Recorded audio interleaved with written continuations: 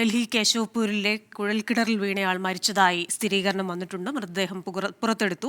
മോഷണ ശ്രമത്തിനോ അതല്ലെങ്കിൽ മോഷണത്തിനായി വരുമ്പോഴോ കുഴൽക്കിണറിൽ വീണതായിരിക്കും എന്നാണ് സൂചന വന്നിരിക്കുന്നത്. മണിക്കൂറുകൾ നീണ്ട രക്ഷാപ്രവർത്തനം ഇപ്പോൾ വിഫലമായിരിക്കുകയാണ്. വിശദാംശങ്ങളുമായി ആർ അച്യുതൻ ചേരുകയാണ്. അച്യുതൻ, മൃതദേഹം പുറത്തെടുത്തു. ഇത് ആരാണെന്ന കാര്യത്തിൽ വ്യക്തത വന്നിട്ടുണ്ടോ? ആ രീതിയിലുള്ള പരിശോധനകളാണോ പുരോഗമിക്കുന്നത്? തീർച്ചയായിട്ടും കൃഷ്ണ, ഇന്നലെ രാത്രി 1 മണിയോടുകൂടിയാണ് ഈ കേശവപൂരിനടുത്തുള്ള ഒരു സീവേജ് ട്രീറ്റ്മെന്റ് പ്ലാന്റിന് സമീപമുള്ള കുഴൽക്കിണറിൽ ഒരാൾ വീണതായുള്ള വിവരം ലഭിക്കുന്നത്. തുടർന്ന് ഫയർഫോഴ്സും പോലീസും NDRF-ഉം ചേർന്നായിരുന്നു ഈ രക്ഷാപ്രവർത്തനങ്ങൾ നടത്തിയത്. പക്ഷേ അത് വിഫലമായിരിക്കുകയാണ്. ഈ കുഴൽക്കിണറിൽ വീണയാൾ മരിച്ചതായാണ് ഇപ്പോൾ സ്ഥിരീകരിച്ചിരിക്കുന്നത്. ഏതാണ്ട് 30 വയസ്സിനടുത്ത പ്രായമുള്ളയാളാണെന്ന് എന്നുള്ളതാണ് നിലവിലെ നിഗമനം.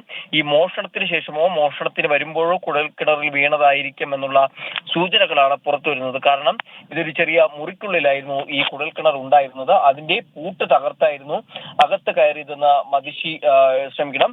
മന്ത്രി അതിഷി തന്നെ ഇത് വ്യക്തമാക്കിയതാണ്. ഒപ്പം തന്നെ മറ്റ് നടപടികളും ഇതുമായി ബന്ധപ്പെട്ട് കൈക്കൊണ്ടിട്ടുണ്ട്. മരിച്ചയാളെ തിരിച്ചറിയാനുള്ള ശ്രമങ്ങളാണ് നിലവിൽ തുടരുന്നത്.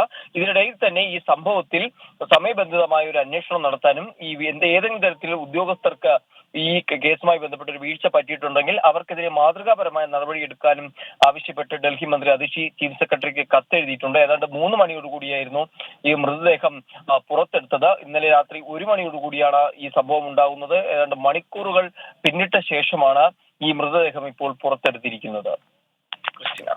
ശരി, ഡൽഹിയിൽ നിന്ന് വിശദാംശങ്ങൾ നൽകുകയായിരുന്നു ആർ അച്യുതൻ.